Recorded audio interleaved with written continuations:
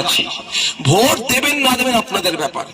এটাও বলে যাচ্ছি, ঘটনা চক্রে যদি উলবেড়িয়া পূর্ব কেন্দ্রের কোন একজন তৃণমূলের বন্ধুর নাম আসেনি, তাকেও আপনারা বার্তা দিবেন যে ভাইজান এসে বলে গেছে তোর হোক ভাইজান লড়াই করবে।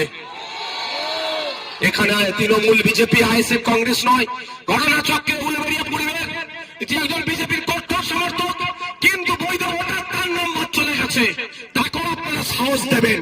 সে তার ভালো লেগেছে বিজেপি করছে, তার ভালো লেগেছে তৃণমূল করছে, তার ভালো লেগেছে সিপিএম করছে, তার ভালো লেগেছে কংগ্রেস করছে, তার ভালো লাগলে আইএসএফ করেনি। কিন্তু আমার কাছে ওটা মানদণ্ড নয়। আমার কাছে মানদণ্ড হচ্ছে মানবতা, আমার কাছে মানদণ্ড হচ্ছে সংবিধান।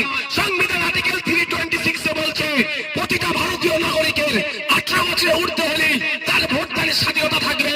আর নির্বাচন কমিশন যদি তার ভোটদানের স্বাধীনতাকে কেড়ে নেয়, সে বিজেপি করুক, তৃণমূল করুক, আর যে দল করে গেল, আইএসএফ এর চরম বিরোধী হলো, তার পাশে অন্য কেউ থাকুক আর নাই থাকুক, সংবিধানের অধিকার রক্ষার জন্য তার পাশে আইএসএফ থাকবে, নওশাদ সিদ্দিকী থাকবে। কোন ভয়ের? আপনারা কাজ কাম করেন কিসের? কি কাজ করো ভাই? জরির কাজ করো তো? এবার আপনাকে বলেন, আমি কেন বারবার বলেছি আতঙ্কিত হবেন না। জরির কাজ করছে, তলায় মাঝে মাঝে হাত দিতে হইতো নাকি?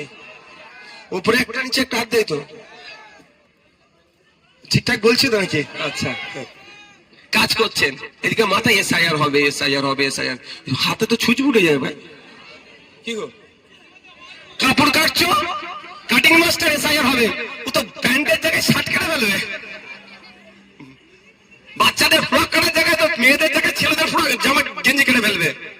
যদি মাথায় টেনশন নিয়ে কাজ করো, আমি আপনাদের বলবো, যে কাজ করেন আপনারা, দর্জির হোক, জরির হোক, যাই হোক, আপনারা আপনাদের বিন্দাস কাজ করুন।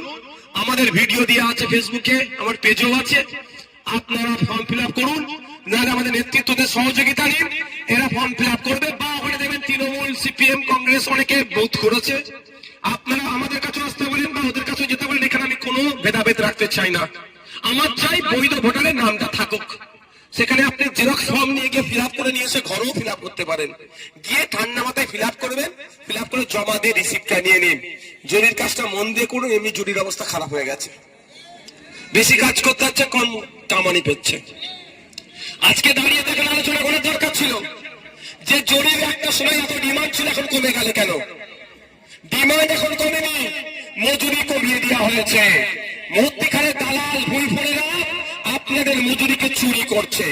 সরকারের কাজ ছিল এই দর্জি, এই জরি শ্রমিকদের দুর্দশার কথা চিন্তা করা। সরকারের কাজ ছিল কি এই দর্জি বা জরি শ্রমিকদের যাতে দিনের আয় বাড়ে তার ব্যবস্থা করা। সরকারের কাজ কি ছিল? আন্তর্জাতিক স্তরে এখান থেকে দর্জি বা জরির কাজ ডাইরেক্ট যাতে যেতে পারে তার ব্যবস্থা করা। তার পরিবর্তে সরকার আপনাকে কি করছে?